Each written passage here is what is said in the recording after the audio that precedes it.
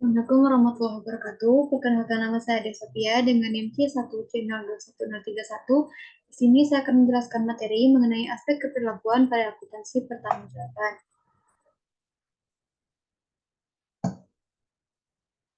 Akuntansi pertanggungjawaban. Akuntansi pertanggungjawaban menurut Hansen dan Mowen pada tahun 2006 adalah sistem yang mengukur berbagai hasil yang dicapai oleh setiap pertanggungjawaban menurut informasi yang dibutuhkan oleh manajer untuk mengoperasikan pusat pertanggungjawabannya. Akuntansi pertanggungjawaban merupakan istilah yang digunakan dalam menjelaskan akuntansi perencanaan serta pengukuran dan evaluasi kinerja organisasi sepanjang garis pertanggungjawaban. Sasaran akuntansi pertanggungjawaban yang pertama yaitu kemudahan identifikasi, keuntungan motivasional, ketersediaan data, kesiapan informasi, perencanaan dan pengambilan keputusan, pendelegasian dan pengendalian, prinsip-prinsip dan akuntansi pertanggungjawaban, dan yang terakhir yaitu input dan output. Tujuan akuntansi pertanggungjawaban yang pertama untuk menentukan kontribusi divisi sebagai subunit dibuat untuk keseluruhan organisasi. Yang kedua untuk memberikan dasar dan mengevaluasi kualitas kinerja manajer divisi. Yang ketiga untuk memotivasi manajer divisi untuk mengoperasikan divisinya dengan cara yang konsisten dengan dasar tujuan. Selanjutnya, jaringan pertanggungjawaban. Akuntansi pertanggungjawaban didasarkan pada pemikiran bahwa seluruh biaya dapat dikendalikan dan masalahnya hanya terletak pada penetapan titik pengendaliannya. Untuk tujuan ini, struktur organisasi perusahaan dibagi ke dalam jaringan pusat pertanggungjawaban secara individual. Jenis-jenis pusat pertanggungjawaban ada 4. Yang pertama, pusat pendapatan. Pusat pendapatan merupakan pusat pertanggungjawaban di mana outputnya diukur dalam rupiah tetapi tidak dihubungkan dengan inputnya. Yang kedua yaitu pusat biaya. Pusat biaya merupakan bentuk pusat pertanggungjawaban yang digunakan secara luas. Pada perusahaan manufaktur, Departemen Produksi dan Departemen Jasa merupakan contoh pusat biaya. Yang ketiga yaitu pusat laba. Pusat laba adalah segmen di mana manajer memiliki kendali atas pendapatan maupun biaya. Manajer dievaluasi berdasarkan efisiensi mereka dalam menghasilkan pendapatan dan mengendalikan biaya. Yang keempat yaitu pusat investasi. Manajer pusat investasi bertanggung jawab terhadap investasi dalam aset serta pengendalian atas pendapatan dan biaya. Kemudian menetapkan pertanggungjawaban.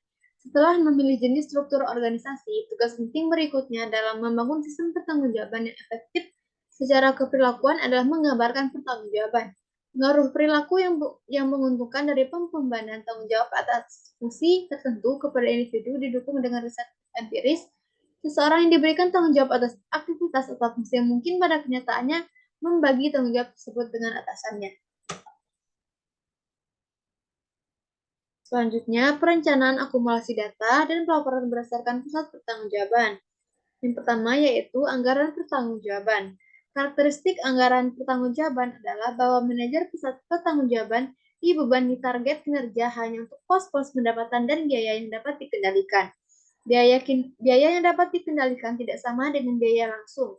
Ada banyak biaya langsung seperti penyusunan peralatan yang tidak dapat dikendalikan pada tingkat pusat biaya dan yang tidak dapat dimintai pertanggungjawabannya kepada kepala pusat biaya tersebut. Yang kedua yaitu akumulasi data.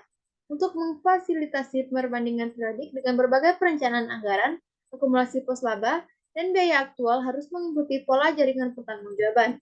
Yang ketiga yaitu laporan pertanggungjawaban.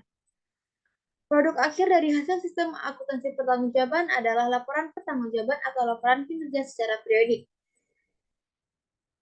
Laporan ini merupakan media yang melalui biaya yang dapat dikendalikan, efisiensi manajerial yang dapat diukur, dan pencapaian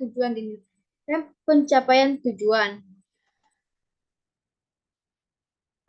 Asumsi keperlakuan dari akuntansi pertanggungjawaban. Yang pertama, manajemen berdasarkan perkecualian. Yang kedua, manajemen berdasarkan tujuan. Yang ketiga, struktur pertanggungjawaban dan akuntabilitas mendekati struktur hierarki organisasi. Yang keempat, manajer dan bawahannya rela menerima pertanggungjawaban dan akuntabilitas yang dibebankannya melalui hierarki organisasi. Yang kelima, sistem akuntansi pertanggungjawaban mendorong kerjasama dan bukan persaingan.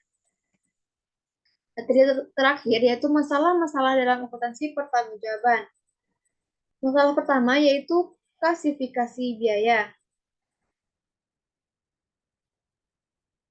Untuk menjadikan sistem akuntansi pertanggungjawaban menjadi efektif, menjadikan klasifikasi yang tepat antara biaya terkendali dan tidak terkendali merupakan syarat utama. Akan tetapi, secara praktis sulit timbul ketika melakukan hal itu karena sifat yang kompleks dan berbagai biaya. Yang kedua, konflik antar departemen. Departemen yang terpisah dapat menyebabkan persaingan antar departemen dan mungkin merugikan kepentingan perusahaan secara keseluruhan. Manajer dapat bertindak terbaik untuk kepentingannya sendiri, tetapi tidak dalam kepentingan terbaik perusahaan. Yang ketiga yaitu keterlambatan pelaporan. Laporan pertanggungjawaban mungkin tertunda. Setiap pusat pertanggungjawaban dapat mengambil waktu sendiri dalam menyusun laporan. Yang keempat yaitu overloading informasi. Tanggung jawab laporan akuntansi dapat overloading atau berlebihan dengan semua informasi yang tersedia. Bahaya ini melekat dalam sistem tetapi dengan instruksi yang jelas oleh manajemen untuk fungsi sistem dan penyusunan laporan dan lain-lain hanya relevan dengan arus informasi masuk. Yang kelima yaitu ketergantungan lengkap akan menipu. Akuntansi pertanggungjawaban tidak dapat diandalkan sepenuhnya sebagai alat pengendalian manajemen. Sistem ini adalah hanya untuk mengarahkan perhatian manajemen ke daerah kinerja yang diperlukan untuk penyelidikan lebih lanjut. Sekian materi dari saya. Untuk lebih dan kurangnya, saya ucapkan terima kasih.